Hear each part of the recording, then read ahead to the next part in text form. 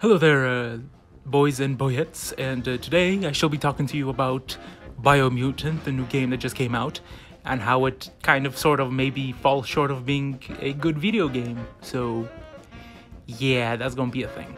So normally I would start these videos with talking about the story and what happens and blah blah blah blah blah, all that nonsense. However, with this video game, that's not gonna be the case because the story is almost non-existent. Because I don't know, they just decided the story is like the last thing that should be included in the story, but whatever. Basically, the basic gist is humans have been assholes and basically polluted the planet to the point that they went extinct. And now your furry little ass is scurrying around being a mutant or whatever. Basically, humans destroyed the planet, animals became mutated, bing bada boom, there you go. That's the whole premise of the story. Plus, there's also like this big ass tree that's in the middle of the world and it's like dying or something. And then there's like some monsters that are trying to like consume it. I don't know what the hell's going on with the story, and practically I don't care. And neither does the game because it is all about the gameplay, baby. So let me begin with discussing one of the, I would say, strengths of this game, the customization, because it is extensive AF. And at the beginning, you get to choose which Pokemon you want to be. And you get to customize everything. Like, you get to customize which abilities you want, how long your hair is, what color it is, and each one of these things like creates a character for you and gives them special abilities and classes and all that other nonsense. For example, if you put pointed to intelligence, your head grows, gets bigger, big as hell, it looks stupid. And if you put your point into agility, your limbs get longer, strength, your muscles grow, that sort of thing. Also, in this game, there are like 6 different factions, and you can choose which one you want to help and all that, and they will in return help you, and different factions will attack you. So you can also upgrade low-level equipment all the way to the end game, so that's a plus in its favor because, you know, sometimes you find something that looks hella cool, but sucks ass, but with this new system, you could just take that thing that sucks ass and just upgrade it to Oblivion, and then bing bada boom, you look fly as hell and you're strong. There you go.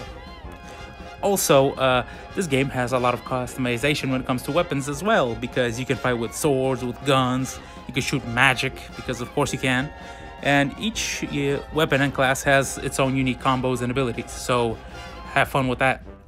Okay, and imagine that you choose something very stupid in the beginning of the game and they're just like, oh no, that was hella stupid, I shouldn't have done that. Well, don't worry, you can always change it later, it's not a big deal, which is also a plus towards this game. And there's also a morality system in this game, believe it or not. Basically, do you want to kill the tree or do you want to like save the tree or whatever? And basically, whatever you choose affects people and what abilities you gain. So you go down the dark side, you get something cool. You go down the light side, you get something lame, or vice versa, whatever. You get how this works. You played video games before, I assume. So overall, I'd say that the customization and what you can do with it is probably the main pull of the game. But everything else is just a little not that well made, I would say. So let's get into that. So something in favor of the combat, which is what we're gonna get into right now, is that it looks pretty good. In fact, the whole game looks pretty good. And when you're doing all them flips and all that stuff, it looks pretty cool, but it does feel a little bit floaty, if that makes any sense. So let me tell you what the game consists of. Basically, the map is divided into like several sections with a bunch of forts like lit around each of the sections. So you attack a fort to gain access to it. Then, after doing that a bunch of times, you get to attack the main castle to take on the tribal leader, and then you repeat this process over and over and over again until you basically win. But this is really boring and freaking repetitive as hell, and it doesn't help that basically every fort is the exact same. So, yeah. Also, I don't think I've ever played a game with such lackluster puzzles before in my life, because there's like one type of puzzle and it's a color puzzle, and that's it. So another bad thing about this game is that the backtracking is enough to drive you freaking insane, because whenever you need a specific item, the game's like, oh sorry, it's not here, you gotta travel like 3,000 miles to the other side of the map to go find it. So then you take like 20 minutes to travel there, and then an NPC is like, but it's not here, I don't know what to tell you. So then you travel to like 3 other dudes and then just like hidden behind a wall or something stupid like that. And that happens several times and it is annoying as hell. And let me say that one of the worst aspects of the gameplay is the camera, because that thing is just terrible. I don't know what to tell you about it, but basically the problem with it is that it's way too zoomed in on your character, and when you're doing stuff, you look at it and you're just like, wow, my character's so cool, he's doing all these flips and tricks and stuff, but it's way too zoomed in into the character himself, and sometimes there might be some enemies behind you that you don't see because the camera's way too zoomed in, and then you get slapped in the back of the head and then you die. So that's kind of messed up. Also, bizarrely, there is no lock-on button, which... What? The character himself locks onto enemies, but you have no control over who or where or what. So that's kind of bizarre and weird, and I don't know why they did that. That seems like a weird thing to do, if that makes any sense. That seems like a 2002 type of issue to overcome. I don't know. It's really weird. I don't know why they did that. Also, the boss fights are ass in this game because they are very slow and boring and just hit them with a stick until it dies. I don't know what to tell you. If you've ever played that game, Shadow of the Colossus, that's basically how it goes. That's basically what the enemies are, and it's not really that fun to fight. So my next point is the fact that the sounds in this game are horrendous. I don't know who decided this. This is like one of the weirdest issues I've ever had with the game. So my problem with the sound itself is the fact that sometimes it just doesn't even freaking work. Like, if I saw a couple cutscenes, and one time this cat got launched through like a cannon and it made 0 sounds. It was just visuals, which was very bizarre to look at. I don't know what happened in there. But also that sometimes, like when you're playing, like when you're riding on a horse and you're clip-clopping all around, it's way too quiet. And even in combat, when you're like trying to hit things, it doesn't sound like you're hitting something with a sword. It just sounds like a generic sound effect, if you know what I mean. It's just, the sound in this game makes it not fun to play. So the characters in this game also speak in Banjo-Kazooie. So when you're trying to talk to them, they just do some weird clicks and sounds and whistles and stuff like that, and they sound, you know, they basically speak stupid is what I'm trying to say. And they get translated by a narrator. So literally every character in the game sounds the same.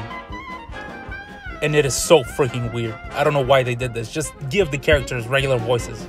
Why did you try to Banjo-Kazooie it? It sounds weird and it's outdated. And it's just plain horrible. I don't know what to tell you. Also, like, them speaking in these weird animal noises, trying to be all cutesy and stuff, makes it weird because the character's always talking about something like, oh, we have to protect the planet, we can't let the trees die, or, hey, you know, this dude just died, we should talk about that, or, you know, let's talk about some, you know, like environmental stuff, you know, stuff like that. It's serious things, but they're just like, or whatever, and it sounds really bizarre and stupid and weird, and I don't understand why they did that. I really don't. Why'd you give the characters Banjo-Kazooie voices? And because everybody speaks in Banjo-Kazooie, nobody really has a character. They're all really boring. Just the same thing over and over again, which makes the story not interesting because you just don't care. And that's a big problem when you're trying to play this like 20 to 30 hour game. And this is a problem that persists throughout the entire game. Like, for example, the main character's parents, they have a very stupid, silly names, and you meet them for 2 seconds, but then they die. So there's not really a reason to care about them. And also the bad guys, they're called Fluffs. So I'm not really sure how to feel about this game, if that makes any sense, because they're saying like, oh, this is terrible, this is horrible, and then you get to fight some stuff, but there is this like weird Banjo-Kazooie-ness, like playfulness all around the whole time. So it's like, I don't know what to say or how to feel, honestly. It's a weird dissonance. So this game is open world, and I usually like open world games, and this one is also open world, but it does have some problems with it. Let me just say that the world itself looks pretty great. It's pretty beautiful. I won't lie to you. It looks pretty good. But that's honestly all I can really say about it. All the other things I have to say about it are kind of, you know, criticisms. My problem with it is that it is just too barren and too empty because, you know, there's nothing really a lot to interact with, if that makes any sense. I mean, sometimes you might run into an NPC or like an enemy or something, but most of the time you're just running back and forth. And that's just not really that fun, if that makes any sense. It's just empty, and that's not fun for anybody. Look, the bottom line is the game looks great. right? It runs pretty great. I played it on a PC and I had no issues. Although I heard some people have been playing it on like the PlayStation and Xbox and they've been having some problems, so I don't know, might look into that before buying. But I didn't have any issues or problems or crashes or anything of the sort.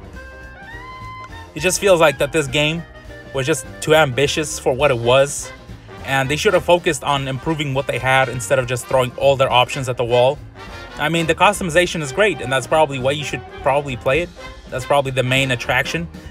But, I mean, is that enough? Because everything else just feels like they're just like, oh, let's focus on this, but let's take a shortcut on this. And at the end, nobody's happy. Ultimately, I think that they were ambitious, like too ambitious for their own good, and that resulted in kind of a mediocre game. But you know, that is just my opinion, and I'm kind of an asshole, so who knows?